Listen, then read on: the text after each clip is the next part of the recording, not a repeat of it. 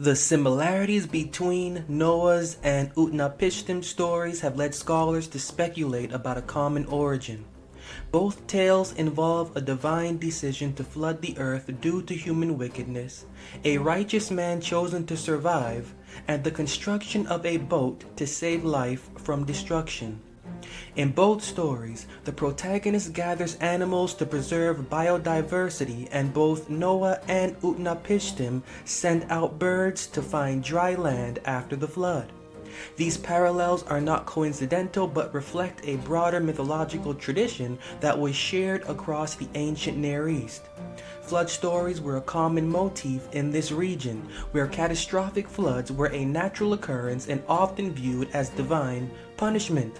The Mesopotamian flood myth, as preserved in the Epic of Gilgamesh and the Atrahasis epic, is likely older than the Bible's account, which raises the possibility that the story of Noah was influenced by earlier Mesopotamian traditions. The exchange of stories, ideas, and motifs between these ancient cultures was not uncommon, as they interacted through trade, conquest, and migration. Yet despite these shared elements, the stories of Noah and Utnapishtim serve different purposes within their respective traditions. Noah's story, on the surface, is primarily a theological and moral tale about man's relationship with God. It emphasizes obedience, divine judgment, and a covenant that guarantees the future of the world. Utnapishtim's story, on the other hand, is embedded within a broader epic that explores existential themes of life, death, and the human condition.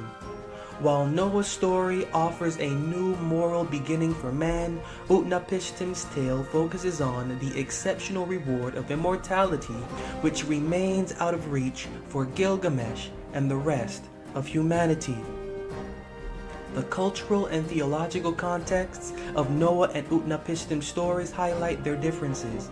Noah belongs to the Bible's suggested monotheistic tradition, where God is all-powerful, supposedly morally consistent, and singular. The flood is an act of divine judgment, but it is followed by mercy and the establishment of a covenant that promises the preservation of life. In contrast, Utnapishtim's flood story emerges from the polytheistic world of Mesopotamia, where the gods are many and often act out of anger, jealousy, or whim. The flood in the Epic of Gilgamesh is not part of a grand moral plan, but rather the result of divine caprice. And Utnapishtim's survival is due more to the cleverness of Ea than to any moral superiority. Moreover, the thematic concerns of the two stories are quite different. Noah's narrative revolves around issues of obedience, morality, and divine justice. The focus is on man's behavior and God's response to it. Utnapishtim's story, by contrast, is part of Gilgamesh's conquest for immortality, a philosophical exploration of life's meaning and the inevitability of death.